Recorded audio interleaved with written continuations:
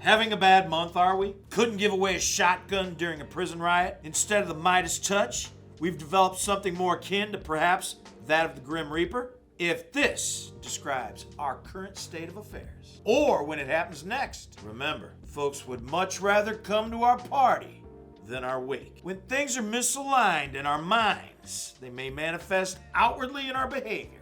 Ever notice how lonely things seem to become when we're having a bad month? Colleagues don't even want to eat their lunch with us. We very well may be offering the best products in the world, but when we are off message, no one is going to want to catch what we've got. Good or bad, it always seems to run in streaks. Why does this happen? We often lay blame on environmental factors as a self-defense mechanism. Business is slow. Another cash deal. Line 5 call. Another outside lean. The salesperson set things up wrong, etc.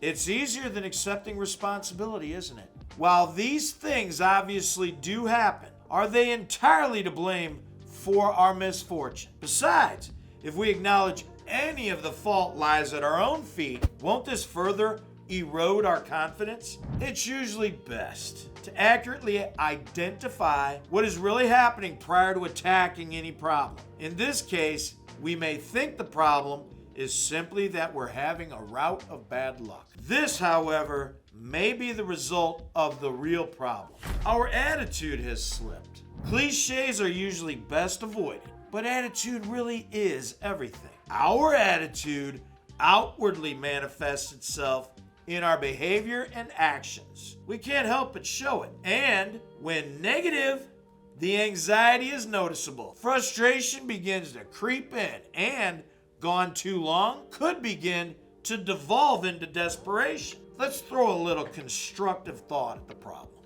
Has anything changed? Have we recently begun to experiment with some time-saving shortcuts to our process? Did we get a little lazy? Or as deals recently came flying at us from every direction, we had to skip our rapport building and discovery exercise, also known as our initial guest interview. Maybe early results weren't too bad and falsely indicated that these processes could be a waste of time. How do we bust out of this mess? Let's push the clutter out of our minds by replacing all those negative thoughts with task-oriented processes. We will get back to our fundamentals and never compromise our rapport. We will wisely invest a little quality time in our initial interview and get to know our guests. We will display genuine concern about their needs and let that show in our efforts. If we aren't good at multitasking, we won't multitask. We will avoid anything that will distract from this extremely important activity.